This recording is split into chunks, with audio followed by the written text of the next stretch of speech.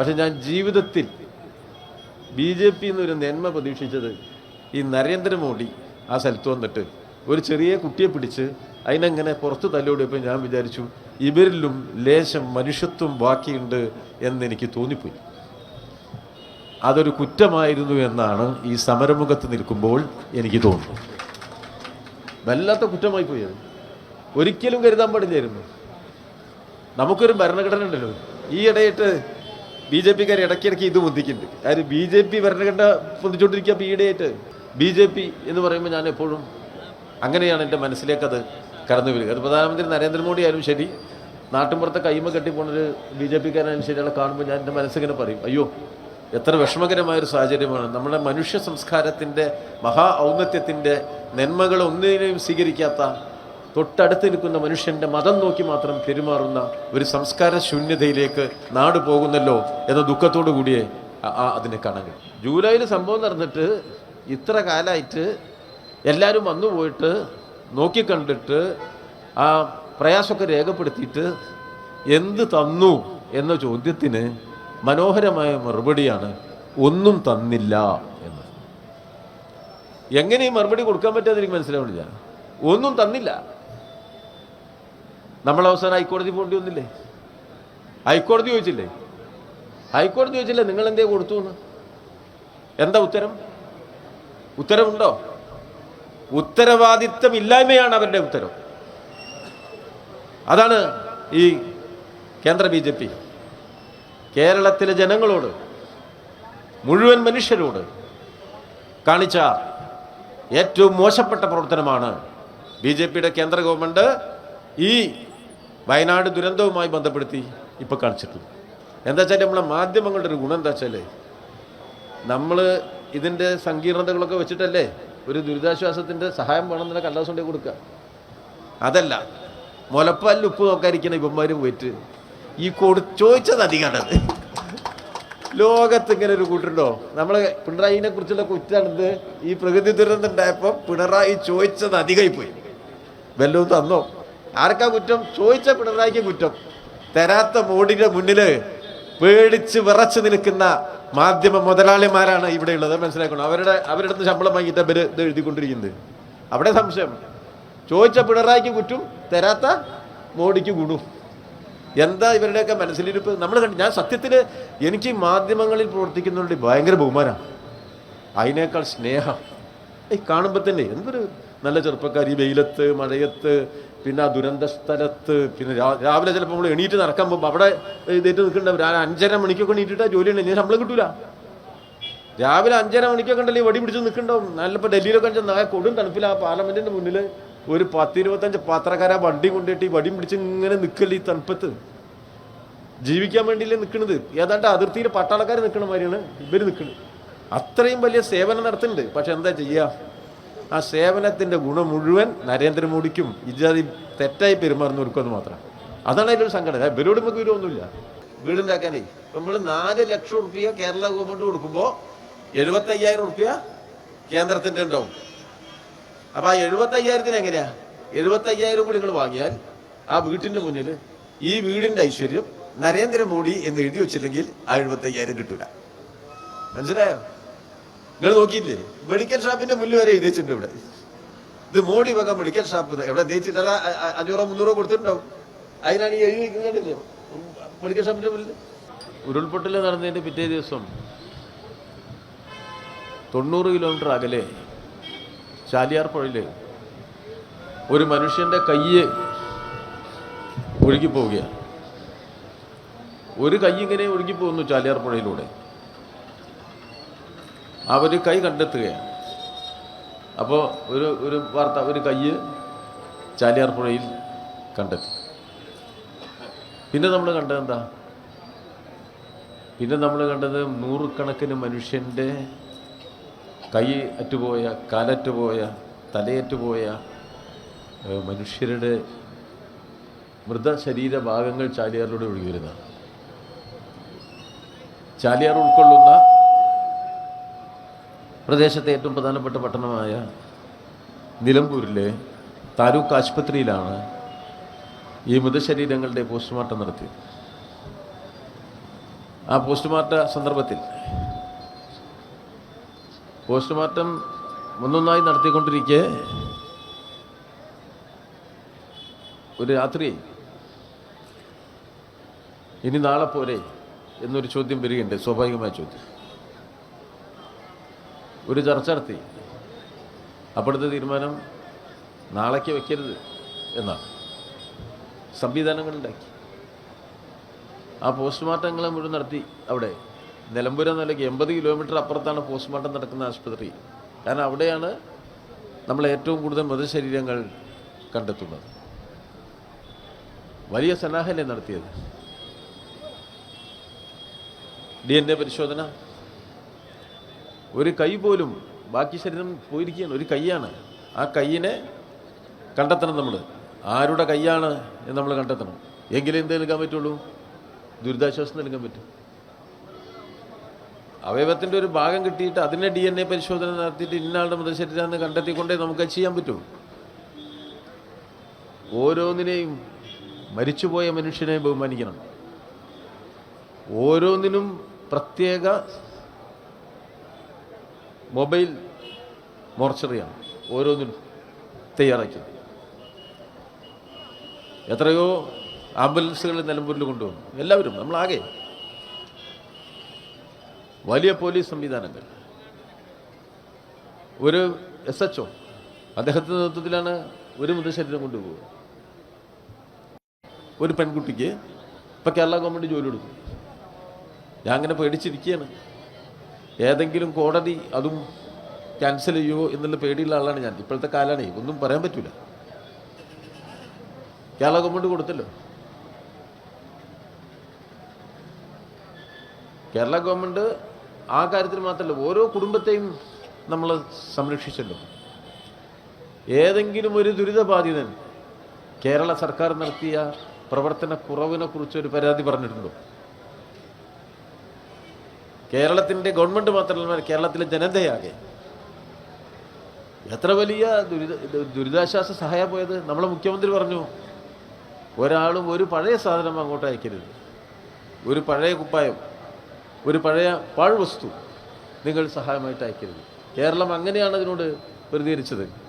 ലോകത്തെവിടെയും ഇല്ലാത്ത രൂപത്തിൽ ഒരു പാഴ്വസ്തുവല്ല, എല്ലാം പുതുത്. ഒറ്റപ്പെട്ടു എന്ന് തോന്നുന്നവരുടെ മനസ്സിൽ വേദനയുടെ ഒരു കണികയുണ്ടാക്കരുത് എന്ന ജാഗ്രതയിലാണ് കേരളത്തിലെ പിണറായി വിജയൻ്റെ നേതൃത്വത്തിലുള്ള ഇടതുപക്ഷ ജനാധിപത്യ മുന്നണി ഗവൺമെൻറ് ആ പ്രകൃതി ദുരന്തത്തിൻ്റെ മുന്നിൽ വിഷയങ്ങളെ കൈകാര്യം ചെയ്തു. അത് കേരളത്തിൻ്റെ പ്രത്യേകതയാണ്. നേരത്തെ വലിയ മഹാദുരിതമുണ്ടായപ്പോഴും നമ്മൾ ഒരുമിച്ചാണ് നിന്നത്. ലോകം വിസ്മയം പോലെയാണ് കേരളത്തെ കണ്ടത്. ജാതിമത വൈജാത്യങ്ങളില്ലാതെ ദുരിതാശ്വാസ ക്യാമ്പുകളിൽ കേരളത്തിലെ ജനങ്ങൾ ഒരുമിച്ച് നിന്നുകൊണ്ട് എങ്ങനെയാണ് ജീവിച്ചു തീർത്തത് എന്നത് അത്ഭുതം പോലെ നമ്മൾ കണ്ടു. അമേരിക്കയിൽ വലിയ കത്രീന ദുരിതമുണ്ടായി. അമേരിക്കയിൽ കത്രീന ദുരിതമുണ്ടായപ്പോൾ സംഭവിച്ച ഏറ്റവും പ്രധാനപ്പെട്ട കാര്യം എന്തായിരുന്നു? ആ ദുരിത സ്ഥലത്തെ 10,000-കണക്കിന് വീടുകൾ കൊള്ളയടിച്ചു. അമേരിക്കയിൽ അതായിരുന്നു. ദുരിതം വന്ന് വെള്ളപ്പൊക്കം ഉണ്ടായി, ആളുകൾ പോയി. അപ്പോൾ പോയ വീട്ടിലെ സാധനമായിട്ട് കള്ളന്മാർ അത് കൊണ്ടുപോയി. തിരിച്ചു പോയപ്പോൾ വീട് ശൂന്യ. കേരളത്തിലെ ഒരു വീട്ടിൽ നിന്ന് ഒരു മൊട്ടു സൂചി പോലും നഷ്ടപ്പെട്ടിട്ടില്ല എന്ന അഭിമാനകരമായ ചരിത്രമാണ് കേരളം എഴുതി ചേർത്തത്. ദുരിതമുഖത്തെ കേരളം അങ്ങനെയാണ്. ഇത് കേരള സംസ്ഥാനമാണ്. വ്യത്യസ്തമായ വ്യക്തിത്വമുള്ള ഒരു സമൂഹമാണ് കേരളത്തിൻ്റേത്. സ്വാഭാവികമായിട്ടും ഈ ദുരിതത്തിൻ്റെ മുന്നിലും നമ്മൾ നമ്മുടേതായ തരത്തിൽ ഒന്നിച്ചു നിന്ന് അതിന് പ്രതിരോധം തീർക്കാൻ പ്രത്യാശാഭരിതമായ തരത്തിൽ ദുരന്തബാധിതരെ സഹായിക്കാൻ കാര്യപരിപാടികൾ തയ്യാറാക്കുകയാണ് ചെയ്തത്. അതുകൊണ്ടാണ് വിമർശനാതീതമായി തന്നെ ഓരോ വിഷയത്തെയും നമുക്ക് കൈകാര്യം ചെയ്യാൻ സാധിച്ചു. അവിടെ മൃതശരീരങ്ങൾ കണ്ടെടുക്കുന്നതിന് വേണ്ടിയുള്ള പരിശ്രമം നോക്കൂ. ആയിരക്കണക്കിന് മനുഷ്യരാണ്. നമ്മുടെ എല്ലാ സന്നാഹങ്ങളും സംവിധാനങ്ങളുമാണ്. നമ്മുടെ മന്ത്രിമാരെല്ലാം അവിടെ പോയി നിൽക്കുകയാണ്. ദിവസങ്ങളോളമാണ്. നല്ല നിലയിൽ പക്ഷേ എല്ലാ ഭരണ സംവിധാനത്തിൻ്റെയും കഴിവിൻ്റെ അപ്പുറത്തുള്ള ചില പ്രശ്നങ്ങൾ സ്വാഭാവികമായിട്ടും ഇത്തരം പ്രകൃതി ദുരന്തങ്ങളുടെ മുന്നിലുണ്ടാവും. അപ്പോൾ ഒരു പ്രകൃതി ദുരന്തം കഴിയുമ്പോൾ പുനരധിവാസം എന്നത് വളരെ പ്രധാനപ്പെട്ട ഒരു കാര്യമാണ്. അപ്പോൾ നമ്മളെ സംബന്ധിച്ചിടത്തോളം ഈ പുനരധിവാസം എന്നത് ഈ ദുരന്തത്തിന് വിധേയമായവരെ ഏതെങ്കിലും ടെൻറ്റ് കൊണ്ടുപോയി കടത്തലല്ല. സമഗ്രമായ ഒരു പുനരധിവാസ പദ്ധതിയാണ് കേരള ഗവൺമെൻറ് ഇത് സംബന്ധിച്ച് ആലോചിച്ചത്. ഇപ്പോൾ നമ്മളെ നാടിനെ സംബന്ധിച്ചിടത്തോളം ഗവൺമെൻറ് എന്ന് പറയുമ്പോൾ കേവലം സംസ്ഥാന ഗവൺമെൻറ് മാത്രമല്ല, പ്രകൃതി ദുരന്തവുമായി ബന്ധപ്പെട്ട വിഷയങ്ങളിലാകട്ടെ നമുക്ക് CMDRF ഫണ്ടുകളുണ്ട്. ആ ഫണ്ട് ഓരോ വർഷവും ഓരോ സംസ്ഥാനത്തിനും ഈ പ്രകൃതി ദുരന്തങ്ങൾ ഉണ്ടാകുമ്പോൾ ചെലവഴിക്കുന്നതിന് വേണ്ടിയുള്ള തുക നീക്കിവെക്കുന്നുണ്ട്. കേന്ദ്ര ഗവൺമെൻറ്റിനും ഈ നിലയിൽ ഈ പ്രകൃതി ദുരന്തം വരുമ്പോൾ ഇടപെടാനുള്ള പണം ബജറ്റിൽ നീക്കിവെക്കുന്നുണ്ട്. ഓരോ വർഷവും ഇത്ര ഒരു പ്രതീക്ഷ വെച്ചുകൊണ്ട് നമ്മളതിനു വേണ്ടി പണം നീക്കിവെക്കും. അപ്പോൾ സംസ്ഥാന ഗവൺമെൻറ്റിൻ്റെ കയ്യിലുള്ള ഒരു വിഹിതമുണ്ട്, കേന്ദ്ര ഗവൺമെൻറ്റിൻ്റെ കയ്യിലുള്ള ഒരു വലിയ വിഹിതമുണ്ട്. ഈ ദുരന്തത്തിൻ്റെ പ്രത്യേകത, ദുരന്തത്തിൻ്റെ തീവ്രത ലോകം മുഴുവൻ അങ്ങനെ നോക്കിക്കൊണ്ടിരുന്നു, ലോകം മുഴുവൻ കണ്ടുകൊണ്ടിരിക്കുക, വിശ്വസിക്കാൻ കഴിയുന്നില്ല. സ്വാഭാവികമായിട്ടും കേന്ദ്രം അവരുടെ ചുമതല നിർവഹിക്കും എന്നെല്ലാവരും വിശ്വസിച്ചു. ഞാൻ സാധാരണ ഒരു വിമർശന ബുദ്ധിയോടുകൂടി BJPയെ കാണുന്ന ആളാണ്. എൻ്റെ ഒരു ദോഷമാവാം, ഞാൻ BJPയെ എപ്പോഴും വിമർശന ബുദ്ധിയോടുകൂടി കാണുന്ന ആളാണ്. അത് അവർ വർഗീയവാദികളായതുകൊണ്ട്. വർഗീയത എന്നത് മതത്തിൻ്റെ പേരിൽ സഹജീവിയോടുള്ള വിദ്വേഷമാണ്. മനുഷ്യ സംസ്കാരത്തിൻ്റെ മഹനീയതയിൽ നിന്നുള്ള ഏറ്റവും വലിയ തിരിച്ചുപോക്കാണ്. ഒരാൾ വർഗീയവാദിയാവുന്നിടത്ത് മാനുഷികത അദ്ദേഹത്തിനില്ലതോ, നിശംസതയാവും, പൊതുവികാരം. അതുകൊണ്ട് BJP എന്ന് പറയുമ്പോൾ ഞാൻ എപ്പോഴും അങ്ങനെയാണ് എൻ്റെ മനസ്സിലേക്കത് കടന്നു വരിക. അത് പ്രധാനമന്ത്രി നരേന്ദ്രമോദി ആയാലും ശരി, നാട്ടിൻപുറത്തെ കൈമ കെട്ടിപ്പോണൊരു BJPക്കാരനായാലും ശരി, അയാളെ കാണുമ്പോൾ ഞാൻ എൻ്റെ മനസ്സിങ്ങനെ പറയും, അയ്യോ എത്ര വിഷമകരമായൊരു സാഹചര്യമാണ്. നമ്മുടെ മനുഷ്യ സംസ്കാരത്തിൻ്റെ മഹാ ഔന്നത്യത്തിൻ്റെ നന്മകൾ ഒന്നിനെയും സ്വീകരിക്കാത്ത, തൊട്ടടുത്ത് നിൽക്കുന്ന മനുഷ്യൻ്റെ മതം നോക്കി മാത്രം പെരുമാറുന്ന ഒരു സംസ്കാര ശൂന്യതയിലേക്ക് നാട് പോകുന്നല്ലോ എന്ന ദുഃഖത്തോടു കൂടിയേ അതിനെ കാണാൻ. അത് കേവലം RSSകാർക്ക് മാത്രം ബാധകമായതൊന്നുമല്ലട്ടാ, അത് മുസ്ലിം വർഗീയവാദിക്കും നല്ല നിലയിൽ തന്നെ ബാധകമാണ് എന്ന് ബോധ്യമുള്ള ആളാണ് ഞാൻ. അങ്ങനെ വിചാരിക്കണ്ട. ചില ആൾക്കാർ വിചാരണ്ടേ BJP വിമർശിച്ചോ, ഞങ്ങളെക്കുറിച്ച് പറഞ്ഞു വരുന്നത് ഞങ്ങൾക്കിത് മൗലികാവകാശമാണ്, അങ്ങനെ വിചാരിക്കുന്ന ആൾക്കാരാണ് ന്യൂനപക്ഷ വർഗീയവാദികളിൽ ചിലർ. ഞങ്ങൾക്കിത് റൈറ്റാണ് എന്ന് വിചാരിച്ചിടക്കുന്ന കുറച്ച് ആൾക്കാരുണ്ട്. അവരുണ്ടാക്കുന്ന ദോഷം മറ്റവർക്ക് ഗുണം. ഏതായാലും അങ്ങനെയൊക്കെ അങ്ങനെ ചിന്തിക്കാമോ എന്ന് ചോദിച്ചാൽ അങ്ങനെയൊക്കെ ചിന്തിച്ചു പോവുകയാണ്. അനുഭവത്തിൻ്റെ പശ്ചാത്തലത്തിലാണ്, ബാബരി മസ്ജിദൊക്കെ കണ്ടതുകൊണ്ടാണ് അങ്ങനെ ചിന്തിച്ചു പോയി. പക്ഷെ ഞാൻ ജീവിതത്തിൽ BJP എന്നൊരു നന്മ പ്രതീക്ഷിച്ചത് ഈ നരേന്ദ്രമോദി ആ സ്ഥലത്ത് വന്നിട്ട് ഒരു ചെറിയ കുട്ടിയെ പിടിച്ച് അതിനങ്ങനെ പുറത്ത് തല്ലോടിയപ്പോൾ ഞാൻ വിചാരിച്ചു ഇവരിലും ലേശം മനുഷ്യത്വം ബാക്കിയുണ്ട് എന്നെനിക്ക് തോന്നിപ്പോയി. അതൊരു കുറ്റമായിരുന്നു എന്നാണ് ഈ സമരമുഖത്ത് നിൽക്കുമ്പോൾ എനിക്ക് തോന്നുന്നു. വല്ലാത്ത കുറ്റമായി പോയത്, ഒരിക്കലും കരുതാൻ പാടില്ലായിരുന്നു. നമുക്കൊരു ഭരണഘടന ഉണ്ടല്ലോ. ഈ ഇടയിട്ട് BJPക്കാർ ഇടയ്ക്കിടയ്ക്ക് ഇത് പൊന്തിക്കുന്നുണ്ട്. ആര് BJP ഭരണഘടന പൊന്തിച്ചോണ്ടിരിക്കുക. അപ്പോൾ ഈയിടെയായിട്ട് ഭരണഘടനാ നിർമ്മാണ സമിതിയിൽ ഭരണഘടന ചർച്ച ചെയ്യുമ്പോൾ കോൺസ്റ്റിറ്റ്യൂവൻ്റ് അസംബ്ലി മതനിരപേക്ഷതയെക്കുറിച്ച്, ന്യൂനപക്ഷ അവകാശങ്ങളെക്കുറിച്ച്, ദളിതൻ്റെ സംവരണത്തെക്കുറിച്ചൊക്കെ കോൺസ്റ്റിറ്റ്യൂവൻ്റ് അസംബ്ലി ഇങ്ങനെ ചർച്ച ചെയ്തുകൊണ്ടിരിക്കുക. എല്ലാ ദിവസവും അന്ന് വർഗീയത നമ്മുടെ നാട്ടിൽ വളരെ തീക്ഷ്ണമായിട്ടുള്ളൊരു സമയമാണ്. കാരണം ഈ ഇന്ത്യ പാകിസ്ഥാൻ വിഭജനത്തിൻ്റെ ഒരു പശ്ചാത്തലം ഉണ്ട്, വലിയ വർഗീയത ശക്തിപ്പെട്ടിട്ടുള്ള കാലമാണ്. ആ സന്ദർഭത്തിൽ ഗോൾവാൾക്കർ ഇതിനെതിരായിട്ട് നമ്മുടെ ഭരണഘടനയുടെ മൗലികമായ മതനിരപേക്ഷതയ്ക്കും ഇത്തരം കാര്യങ്ങൾക്കും എതിരായിട്ട് നിരന്തരം എതിർത്തെഴുതിപ്പോകും. പണ്ഡിറ്റ് ജവഹർലാൽ നെഹ്റുവും അതിനെ പ്രതിരോധിച്ചും പോയി. 1,00,000 ആളുകളെ സംഘടിപ്പിച്ചിട്ടാ നമ്മളെ ഭരണഘടനാ നിർമ്മാണ സമിതി ഇത് ചർച്ച ചെയ്യുമ്പോൾ വലിയ പ്രകടനം പൊതുയോഗം RSS ബോംബെയിൽ സംഘടിപ്പിച്ചു. 6 ദിവസം കൊണ്ട് നെഹ്റു 6,00,000 ആളുകൾ പങ്കെടുത്ത യോഗത്തിലാണ് അതേ സ്ഥലത്ത് പിന്നീട് പ്രസംഗിച്ചത്. അങ്ങനെയാണ് ഈ മതനിരപേക്ഷത രാജ്യത്ത് ഉറപ്പിച്ചത്. പുറത്തുള്ള ജനങ്ങളെ കൂടിയാണ് ഇതിലെത്തിയത്. അപ്പൊ ഇപ്പോൾ ഭരണഘടന കൈ പിടിക്കേണ്ട ഇടയ്ക്ക് BJP. അപ്പൊ ഭരണഘടനാനുസൃതമായ ഭരണം, ഇവര് ഈ ഭരണഘടന നോക്കുന്നതിന്റെ പുറംചട്ട മാത്രമാണ്, ഉള്ളിലേക്ക് പഠിക്കുന്നില്ല. അതാണ് ഇന്നത്തെ കേന്ദ്രഭരണത്തിന്റെ പ്രത്യേകത. ഭരണഘടന അങ്ങനെ കൈ പിടിച്ച് ചട്ട കാണിക്കാനുള്ളതാണ്. അതിൻ്റെ ഉള്ളിലുണ്ടല്ലോ എന്താണ് എന്നത് കൃത്യമായി ഉൾക്കൊള്ളാതെ അതിനെ തുരങ്കം വെക്കുന്ന ആത്മാർത്ഥതയില്ല. ഇപ്പൊ ഒരു ഭരണഘടന ഇവിടെ എടുത്തു വെച്ചല്ലോ. എവിടെയാ? ഒറീസയിൽ ഒരു ഭരണഘടന BJPക്കാർ കൊണ്ടുവച്ചത്. നോക്കിയപ്പോൾ ആ ഭരണഘടനയിൽ നമ്മുടെ മതനിരപേക്ഷത ഇല്ല. ഇന്ത്യ ഒരു മതനിരപേക്ഷ സോഷ്യലിസ്റ്റ് എന്നൊക്കെ എഴുതിയ ഭാഗമുണ്ടല്ലോ, ആ ഭാഗം BJPക്കാർ അവിടെ കൊണ്ടുവച്ച ഭരണഘടനയില്ല ഒറീസയിൽ. അപ്പോൾ ആൾക്കാർ ചോദിച്ചു, ഇതെന്തപ്പത്, യഥാർത്ഥ ഭരണഘടനയല്ലല്ലോ ഇത്. അപ്പോൾ പറഞ്ഞു 951 പിന്നെ 49 അംഗീകരിച്ചപ്പോൾ ഉള്ള ഭരണഘടന എൻ്റെ ഒരു കോപ്പിയാണ്.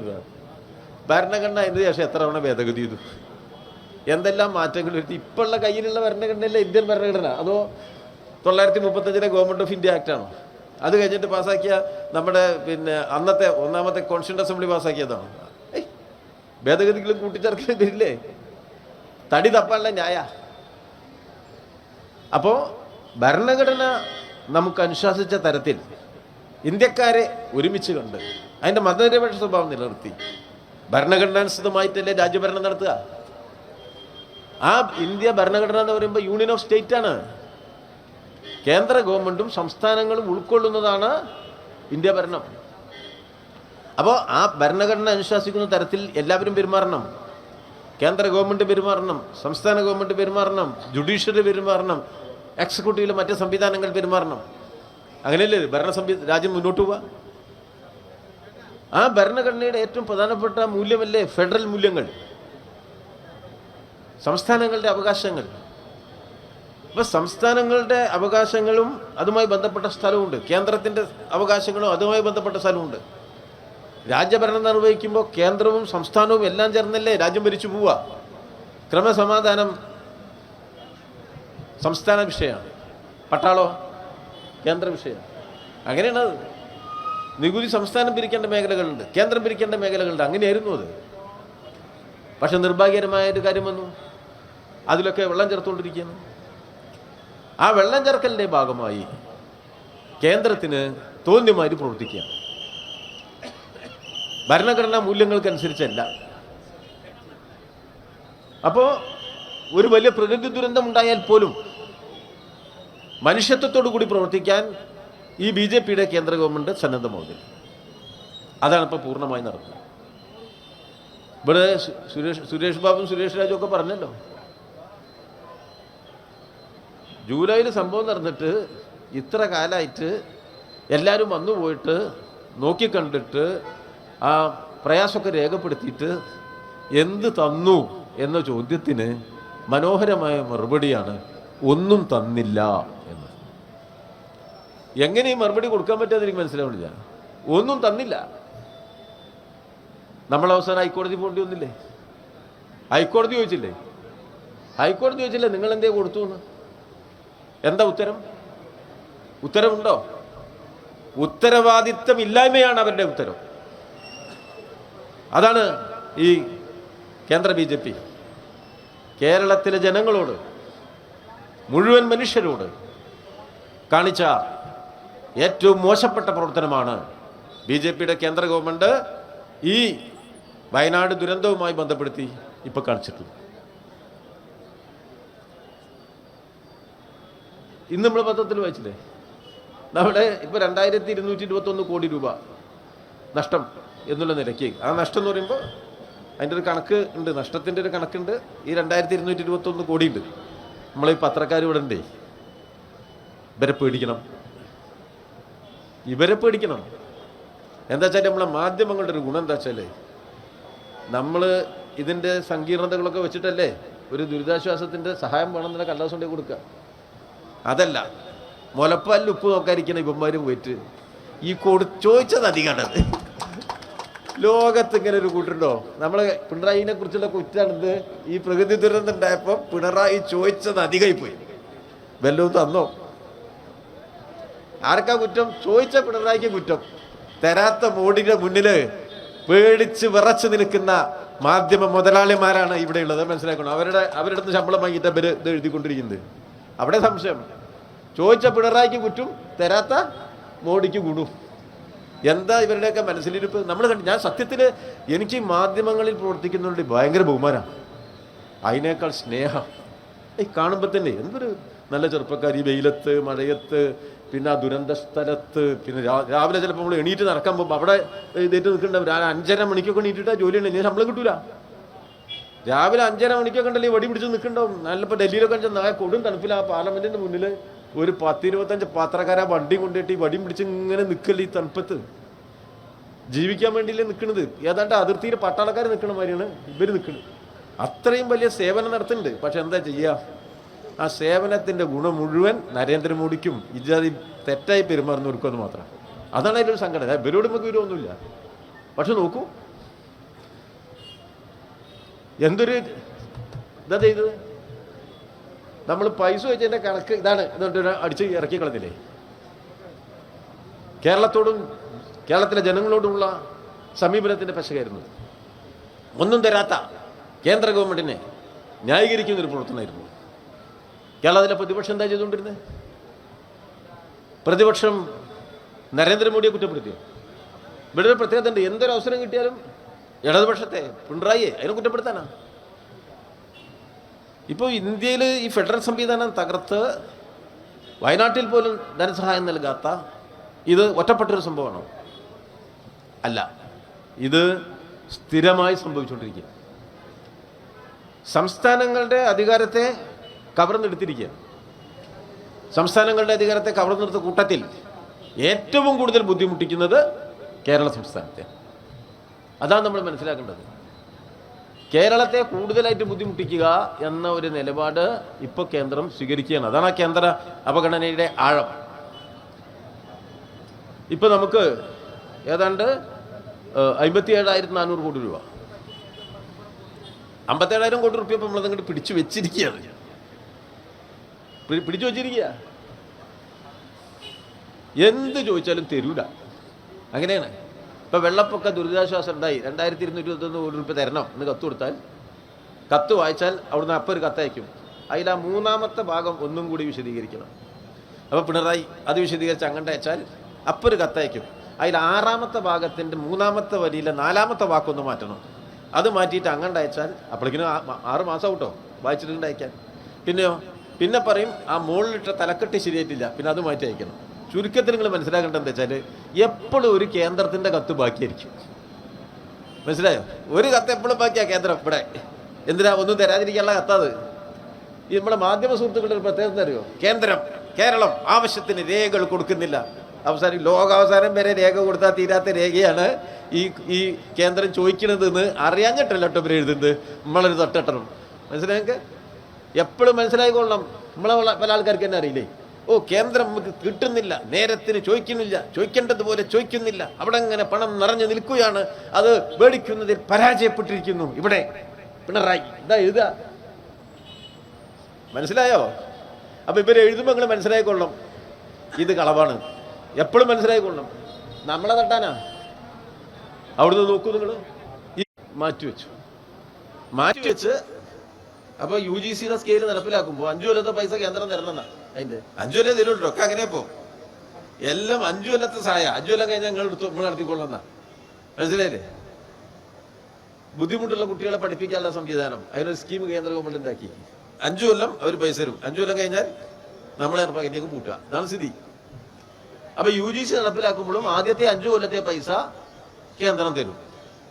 അധിക ചെലവ് നമുക്ക് UGC അപ്പത്ത് കൊടുക്കാതെ നമ്മളെ പൈസ ഇല്ല. നമ്മളെന്ത് ചെയ്തു? കുറച്ച് ദിവസം കഴിഞ്ഞ് ഏതാണ്ട് സംസ്ഥാനത്തിന്റെ ബജറ്റൊക്കെ ഒന്ന് ഒപ്പിച്ച് പിടിച്ച് നമ്മളൊരു 750 കോടി കൊടുത്ത് UGC സ്കെയിൽ നമ്മൾ നടപ്പിലാക്കി. എന്നിട്ട് കേന്ദ്രത്തിന് അറിയിച്ചു, ആ 750 കോടി തരണം ഞങ്ങൾ കൊടുത്തു കഴിഞ്ഞു. അപ്പൊ മഹാമനസ്കരായ കേന്ദ്രം പറഞ്ഞു, ഞങ്ങൾ പറഞ്ഞ തീയതിക്ക് കൊടുക്കാത്തതുകൊണ്ട് ആ പൈസ തരില്ല. മനസ്സിലായ? അപ്പൊ അറിയാത്ത കൂട്ടരാരാ? മാധ്യമങ്ങളും പ്രതിപക്ഷം രണ്ടു കൂട്ടരും ഈ വിവരം തന്നെ അറിഞ്ഞിട്ടില്ല. ഞാൻ അതാ പറഞ്ഞാൽ തന്നെ അവരെന്താ പറയാ, ഇവര് നേരത്തിന് കൊടുക്കാത്തോണ്ടല്ലേ. മനസ്സിലായാലും കുറ്റം ആർക്കാ? കൊടുത്ത പിണറായിക്കാണ് കുറ്റം, തരാത്ത കേന്ദ്ര ഗവൺമെന്റിന് കുറ്റമില്ല. അങ്ങനെയാണ് മുഴുവൻ കിടക്കുന്നത്. മനസ്സിലായില്ലേ?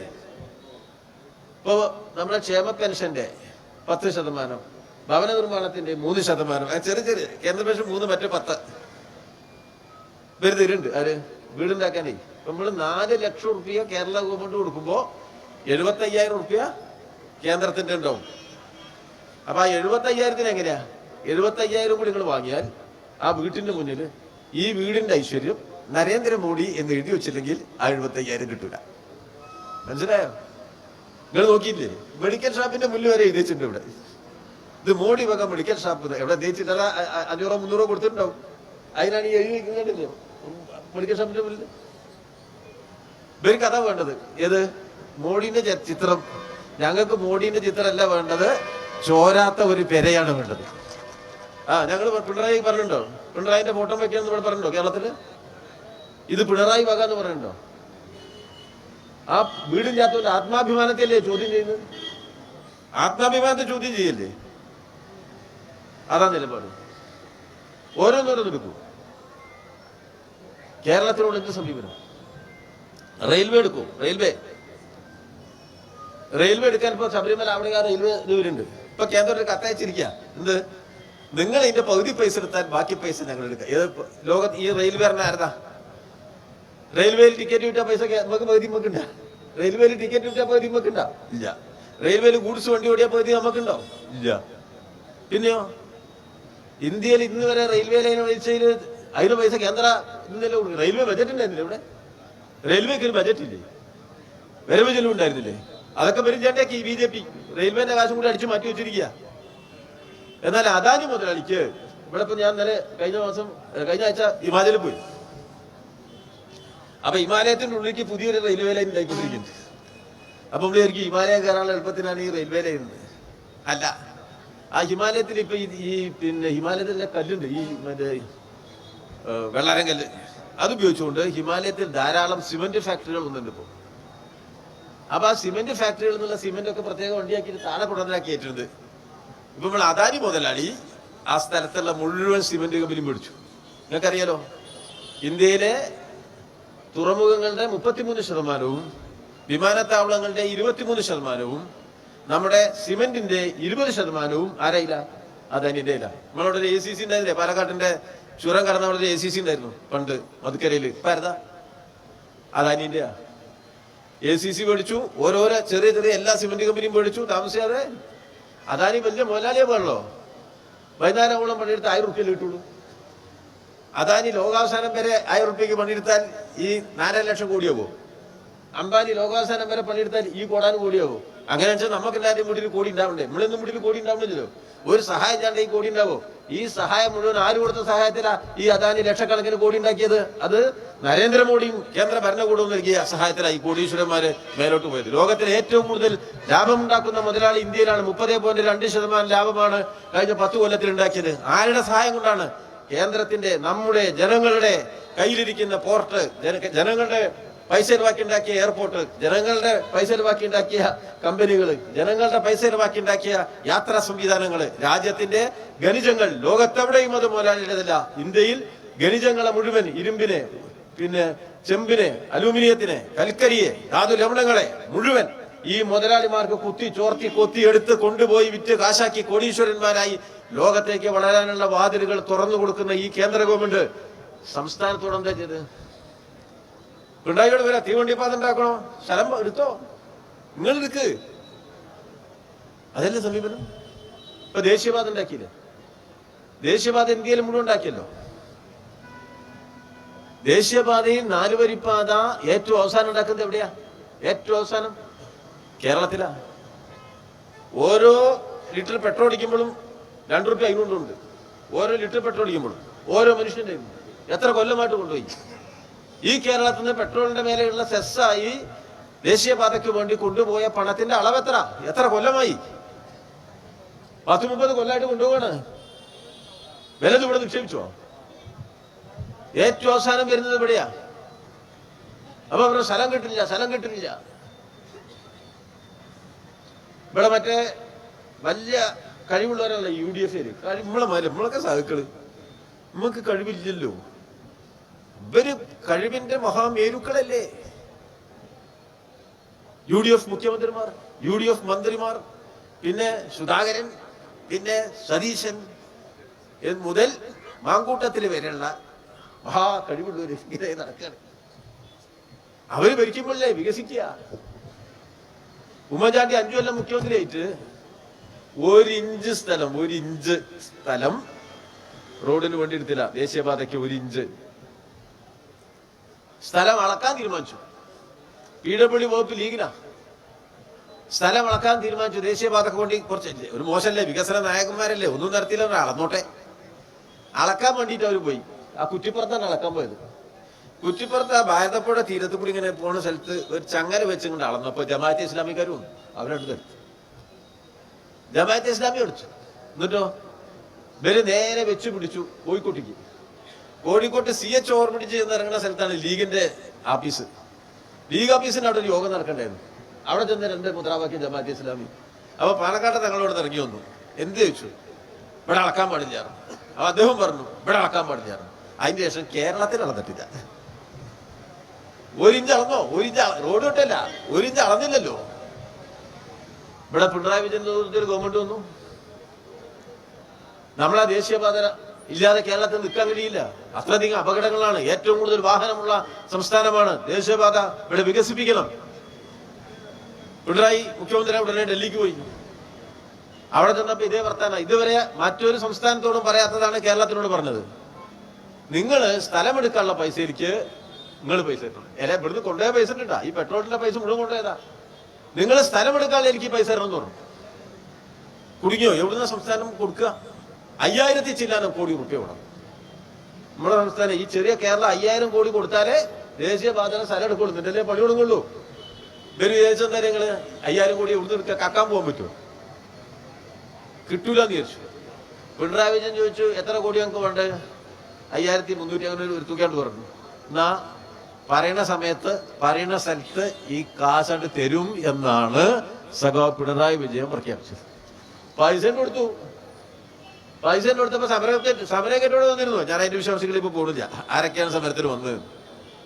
നമ്മളെയൊക്കെ നല്ല കുറ്റം പറഞ്ഞിട്ടുണ്ട് സമരത്തെ എതിർത്തപ്പോ. പക്ഷെ ഒരു ഗുണം ഉണ്ടായില്ലേ?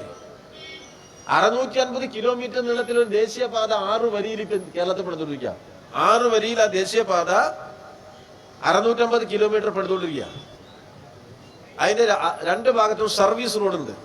ഇന്ത്യയിൽ ഒരിടത്തും 650 കിലോമീറ്റർ നീളത്തിൽ പൂർണ്ണമായ 6 വരിപ്പാതയും സർവീസ് റോഡും ഇല്ല. അത് കേരളത്തിൽ മാത്രമേ ഉള്ളൂ. നമ്മൾ ആ പണം കൊടുത്തിറന്ന പ്രവർത്തനം നടക്കണം. അവിടെ വേഗത്തിൽ ആ പ്രവർത്തനം നടക്കുന്നുണ്ട്. ഏറ്റവും കൂടുതൽ എതിർപ്പ് ദേശീയപാതക്ക് ഉണ്ടാക്കിയ ജില്ല ഏതാ? മലപ്പുറം ജില്ലയിലാ. ജമാഅത്തെ ഇസ്ലാമി, SDPI, ലീഗ്, എല്ലാ മുസ്ലിം വർഗീയവാദികളും ഒരുമിച്ച് നിന്നു. UDF ഒപ്പം ചേർന്നു. പോകാൻ പാടില്ല എന്ന് പറഞ്ഞു. വല്ലാത്തൊരു സമരം നടത്തി. ഇപ്പൊ ഒരു ഗുണമുണ്ട്. നിങ്ങൾ ശ്രദ്ധിച്ചോന്ന് എനിക്ക് അറിഞ്ഞൂടാ. ആ ദേശീയപാത പല റീച്ചായിട്ടാണ് നമ്മൾ കൊടുത്തിട്ടുള്ളത്. ഒരു 8-10 റീച്ചായിട്ടാണ്. 60 കിലോമീറ്റർ ഒക്കെ വെച്ചിട്ടുള്ള 8-10 റീച്ചാണ്. അതിലാദ്യം ഉദ്ഘാടനം ചെയ്യാൻ പോകുന്നത് എവിടെയാണ് നിങ്ങള്? മലപ്പുറം ജില്ലയിലെ ദേശീയപാതയാണ് ആദ്യമായിട്ട് ഉദ്ഘാടനം ചെയ്യാൻ പോകുന്നത്. അത് ഞാൻ പറഞ്ഞ ലീഗർക്ക് വിഷമം. മലപ്പുറം എന്നപ്പോ ഇൻവെർട്ടഡ് കോമയില. മലപ്പുറത്തിന് വർഗീയതയുടെ ഇൻവെർട്ടഡ് കോമട്ട് കൊടുക്കാൻ നോക്കേണ്ടവര് അതല്ല. ആ നാടൊക്കെ മലപ്പുറവും കേരളവും ഒക്കെ മതനിരപേക്ഷതയുടെ ഇൻവെർട്ടഡ് കോമയിലാണ് ഇന്ത്യയിൽ ഉറച്ചു നിൽക്കുന്നത് എന്ന കാര്യം മറക്കണ്ട.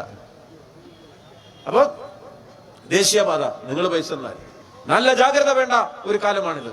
നമുക്ക് മുമ്പേ നടന്നവർ ഒന്നും നഷ്ടപ്പെടാനില്ല എന്ന ബോധ്യത്തിനുകൊണ്ട് തന്നെ പൊരുതി പോരാടിയാണ് ഈ നാട്ടിൽ ലോകത്തിന്റെ മുന്നിൽ, ഇന്ത്യയുടെ മുന്നിൽ വിസ്മയം പോലെ ഒരു കേരളം സൃഷ്ടിച്ചിരിക്കുന്നത്.